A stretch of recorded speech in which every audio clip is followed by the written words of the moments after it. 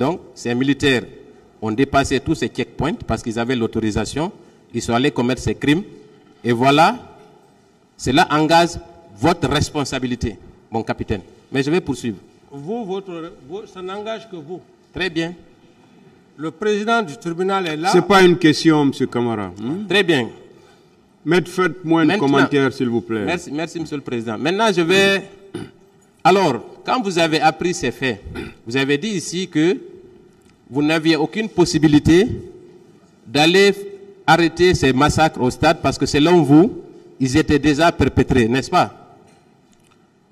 Mais vous voulez encore que je fasse une répétition? J'ai dit que le fait était déjà accompli. Oui, c'est pour juste camper les faits. Donc, je n'ai plus de réponse à cette question maintenant. Très bien. Je considère que vous avez déclaré que vous n'aviez aucune possibilité parce que les faits sont commis. Maintenant, et les jours qui ont suivi, quelles dispositions pratiques vous avez entreprises pour justement faire arrêter les exactions qui continuaient en haute banlieue? J'ai suffisamment parlé de ça, maître, je ne reviens plus là-dessus. Qu'est-ce que vous avez entrepris concrètement, mon capitaine? Vous dites? Je dis, le jour du 28 septembre, selon vous, puisque les crimes ont été déjà perpétrés, il n'y avait rien à faire. Et les jours qui ont suivi, est-ce que vous avez pris des dispositions pratiques pour empêcher les bérets rouges de continuer les exactions sur les citoyens et les pillages? Est-ce que vous avez entrepris quelque chose de concret? Je ne reviens plus sur cette question, j'en ai déjà parlé suffisamment hier. Rien n'a été entrepris, mon capitaine. Mais je vais poursuivre. Parlant des victimes, quand vous avez commencé votre récit, vous avez commencé par prier pour la mémoire des victimes, n'est-ce pas? Posez votre question. Cela serait dû au fait que vous aviez de la compassion, n'est-ce pas? Alors, la question que je voudrais poser, au lendemain de ces événements, la question avait déjà été effleurée par le ministère public. Vous n'avez pas décrété de jour de deuil national, n'est-ce pas?